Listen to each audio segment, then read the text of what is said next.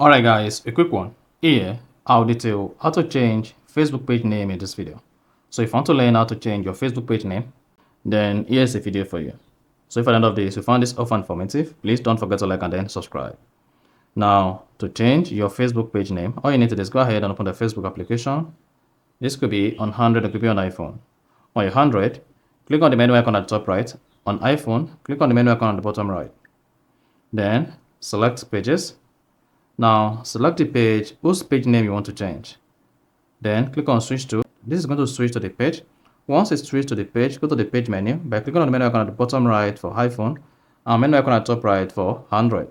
Then scroll down, click on Settings and Privacy. Then from the menu, click on Settings. Now, under the Facebook page settings, scroll down and then click on Page Setup. Now, once you click on Page Setup, under Page Setup, locate and click on Name. Then here you should say Edit Page Name. If you change your name, you can't change it again for 60 days. Now, to edit your page name, just come here and then edit the page name. Then, once you've edited the page name, then come here and click on Review Change. Then, hang on, then you should say the old page name and then the current page name you are changing it to. That's why you have current page name and then the new page name.